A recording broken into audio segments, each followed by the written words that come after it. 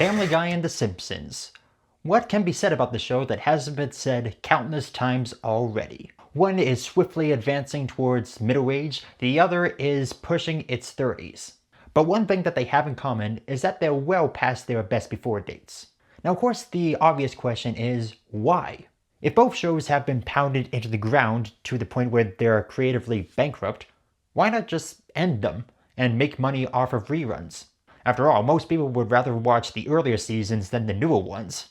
In The Simpsons case, it's been going on so long that sometimes people confuse seasons 10 and 12 with being old Simpsons, as opposed to season 9 being the end of old Simpsons. Not to mention, both Matt Groening and Seth MacFarlane have clearly checked out of these shows ages ago. But it does give them blank checks to pursue their passion projects. Also, a quick side note, how is a Star Trek parody the best piece of Star Trek media we've gotten since the last theatrical release movie? Gosh, I just realized that movie came out a decade ago. Guess we're not getting movie number 4 then. Now, that sounds like the obvious answer. Groening and MacFarlane take the money they make off of these new episodes and use it to fund the shows they actually want to make.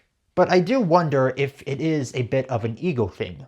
What some fans have deduced from recent episodes of The Simpsons is that it's a show that really wants to end. For all the flaws of modern Simpsons, at least there's episodes, there's plot lines to follow. On the other hand, Family Guy just feels like they just make the cutaway gags first and then try and build a plot around it.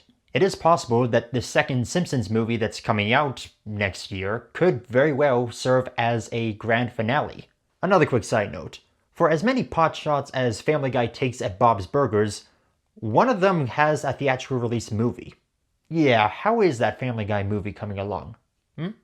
Back to the point of ego though, I can't help but shake the feeling that MacFarlane is just waiting for The Simpsons to announce that the 40th season will be the last one, and then confirm that Family Guy will run up all the way to season 41. And I wouldn't put it past the Family Guy writers that they'd want to hold on to that gig for as long as possible, just so they can say they were part of the longest running animated show. Even though one show is clearly more creative bankrupt than the other. Say what you will about modern Simpsons, but at least they make episodes still. People still watch episodes of The Simpsons. And in my opinion, that's what makes Family Guy, or at least Family Guy since Seth MacFarlane stopped writing for the show, the weakest adult animated show out there. People still watch episodes of Simpsons, of South Park, of King of the Hill, of Bob's Burgers.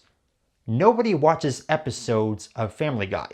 They just watch Family Guy Funny Moments compilations. And listen, I'm not trying to accuse Matt Groening or Seth MacFarlane of being egomaniacs.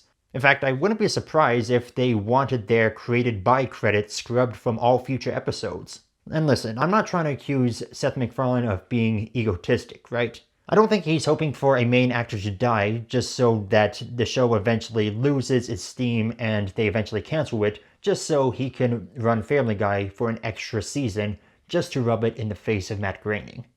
But at the same time, I feel like they have to ask themselves, at what point is enough enough? It doesn't matter if you stopped writing for the show after its 3rd season, your name is still the big one attached to this show. And each episode is only leaving a bigger stain on your legacy. At what point do you just say, we're done, that's it? Keep in mind, episodes that get rerun on cable TV, the actors get royalties. Look at the cast of Friends. All their filmographies have been spotty since the show ended, yet they got so much money out of it that they probably don't have to ever work a day in their life again. Unless one of their passion projects is some $200 million epic to rival the likes of Martin Scorsese or Christopher Nolan, why not just say, hey, I've made enough, and then make it last from there? And if you keep making new projects, that creates another stream of revenue. And if those projects are getting better received than the one you're currently attached to, why not just cut the dead weight? I don't know, man. Feels like every adult animated show that started in the 90s or the 2000s goes on for way too long. Except maybe Bob's Burgers. That's been the only consistent one. I also feel like South Park has lost its edge ever since they serialized it, instead of just being shenanigan of the week. The creators of Smiling Friends have said that they'll end the show when they feel like they've had enough. I feel like they should take the example from Zach Hato and Michael Cusack. End the show when you feel like you've done everything. When the creative well has run dry.